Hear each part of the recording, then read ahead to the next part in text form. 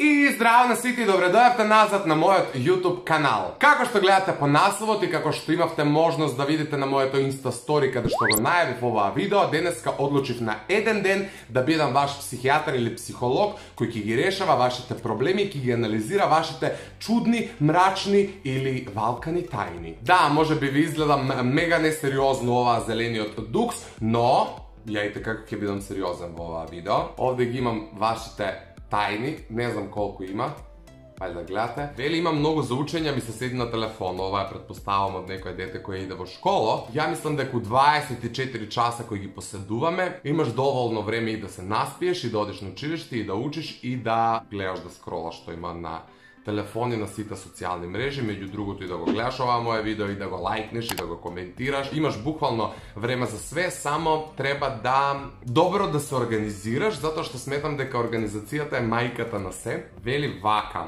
како да му кажам на симпатијата дека ми се допаѓа и имам проблем оти не се запишав на факултет. Не знам што ќе добиеш доколку на некој му кажеш дека ти се допаѓа, затоа што живееме во едно лудо време каде што кога на некого ќе му признаеш дека нешто ти се допаѓа или дека нешто е добро, многу често тоа знаат да го злоупотребат. Сите, генерално. Тоа е еден од грозните синдроми кои ние македонците или ти балканците ги поседуваме. А што однесува до факултетот, тоа нема зошто да ти представува проблем, затоа што за факултет никогаш не е доцна. Секогаш постои можност да го запишеш тој факултет, така што тоа нека не ти представува проблем. Напротив, пробај искористи го оваа време додека не студираш за нешто паметно и продуктивно и следниот септември запиши се на факултет.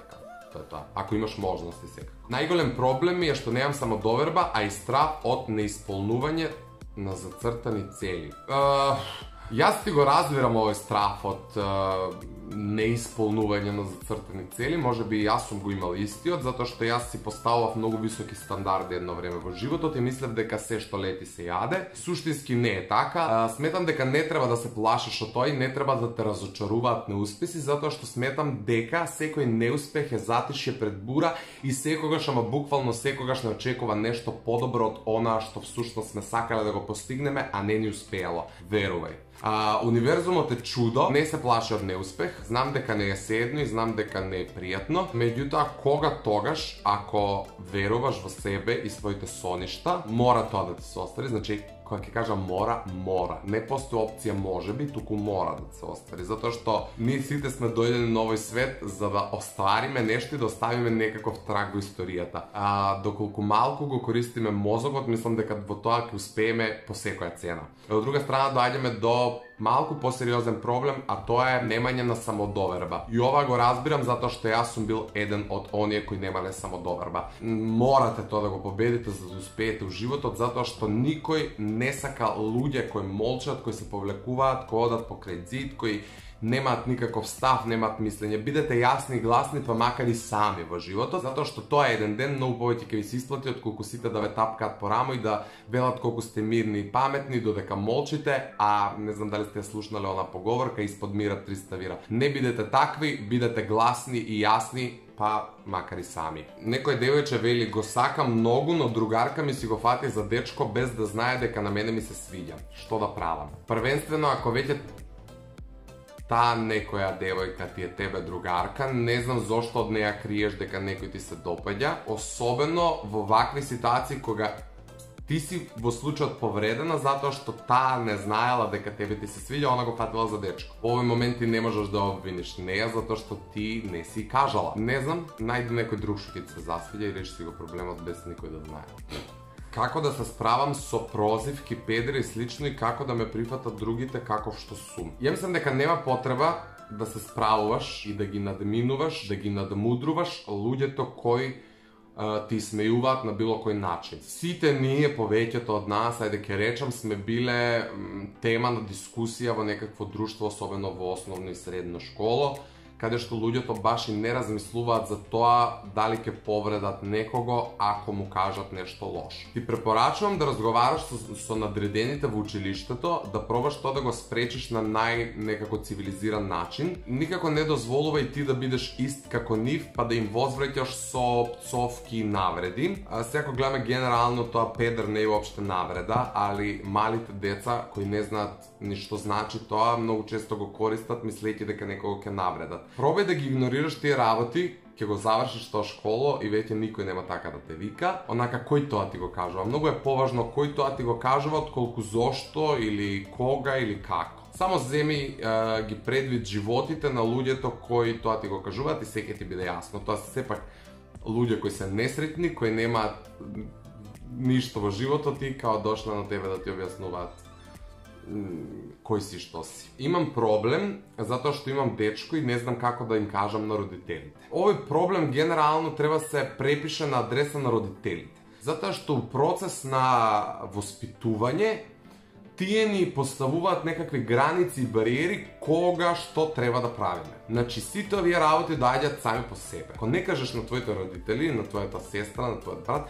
на кого ќе кажеш? Ја го разбирам овој твој проблем затоа што реално не знам какви родители имаш. А родител е секогаш скептичен и не можеш ни да го осудиш тоа, ама едноставно сметам дека е исклучително погрешно, затоа што децата од сам старт се оддалечуваат од родителите и родителите за се што се случува во нивниот живот дознаваат последно. Така што ја ќе те охрабрам, иди на твоите родители и кажи им, ја имам дечко, да видам што ќе се случи. Али јас искрено очекувам и се надевам дека ти имаш разумни родители кои ќе ти дадат само совети и ќе те поддржат во оваа твоја одлука да имаш дечко. Не знам колку години имаш, но колку и да имаш, никој не сме тоа да го осуди. Само памет у глава и внимавај што правиш. Татко ми е во болница веќе месец дена. Мозочен удар, не можам да го видам, ужасно ми фали. Кога објавив да ми пишувате проблеми, не очекував дека ќе има и вака сериозни проблеми, затоа што ова е сериозен проблем. Не би знаел како да ти помогнам, затоа што овдека сум да ве забавувам и ете малку да бидам едукативен,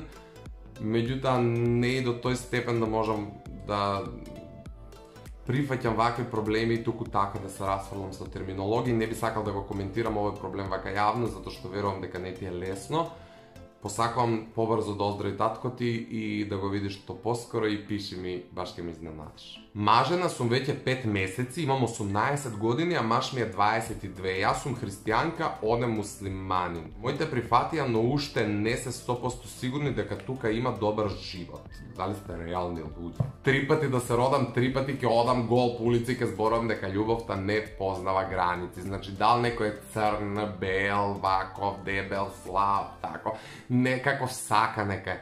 Љубов е љубов. Ако ти него го сакаш, ако тебе со него ти е убаво, не знам со кој памет чекаш благослов од било кој друг. Млада си, имаш 18 години, ја разбирам дека твоите се грижат за тебе. Ако твоите родители тебе те почитуваат, ти веруваат и сакат, тие, кога тебе ќе те видат среќна, ќе бидат среќни сами по себе. Еве, некој има проблем, вели секогаш доцнам. Ја еве реално не можам да ги разберам луѓето што секогаш доцнат. Мислам, доцнам и јас, сите доцнем и све тоа е као окей, али секогаш да доцнам е веќе непочитување на туѓото време. Најмногу мразам кога некој го потценува моето време и смета дека јас имам време него да го чекам, да чекам да ми јави у последен момент дали нешто ќе се случува, да ме кажа немам други планови, немам други амбиции, немам други идеи.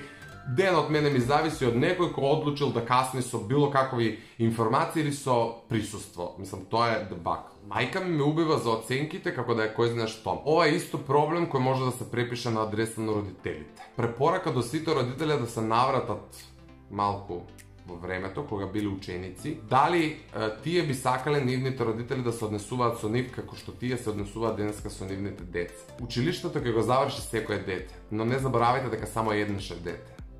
Премногу сум искрен со сите и некогаш со тоа ги повредувам. Јас бев човек кој што беше брутално искрен со сите. Секогаш имав коментар, секогаш сакав на глас да го кажам она што го мислам. Во еден момент сватив дека сите ја сакаат таа моја искреност, додека не им се обратам на нив. Кога на нив искрено ќе им кажам што мислам, се лутат.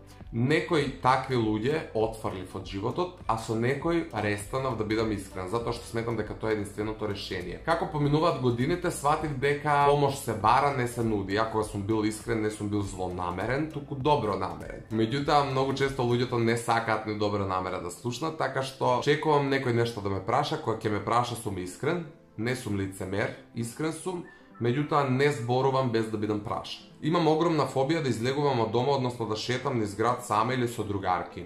Победи го ова на прост начин, односно кога најмногу чувствуваш страв, излези, саме излези. Нека знае некој кај си, со кој си, како си, али излези. Пробај победи го со инае. Не знам како да ти објаснам, затоа што ова е сериозен проблем генерално. Иако реално имаш право да се плашиш да шеташ сама, затоа што живееме у земја каде што е стварно страшно да излезеш сам на улица. Ми се смачи од лажни насмевки. Welcome to the club. Вели, имам 15 години и сум немала воопшто дечко, а моите другарки имаат. Проблемот е во мене или во нив? И мислам дека тука не постои проблем, не постои граница кога ти треба да фатиш дечко. Ако твоите другарки на 15 години имаат дечко, а ти немаш, ниту е проблемот што они имаат, ниту е проблемот што ти немаш. Кога ќе најдеш дечко, ќе имаш и ти, као. Нема проблем тука. Дали е нормално да сакаш еден ист човек цел живот, знаејќи дека не е за тебе? Прво, не знам зашто се подценуваш себе си и сакаш некого за кого знаеш дека не е за тебе. Второ, сметам дека е нереално да сакаш еден човек цел живот. Некој има проблем ист како мојот. Не знам да си ги искажам своите чувства. Welcome. Многу тешко и многу ретко се случува да пуштам солза пред некого. Имам проблем да кажам на глас те сакам. Се тоа мене ми доаѓа природно да го кажам. Се тоа ја сакам да го кажам, ама не знам што е прашање, не можам да се ослободам од таа бариера. Ма некој има решение, пукајте у коментари. Јас во овој момент се одјавувам, ве љубам, чао.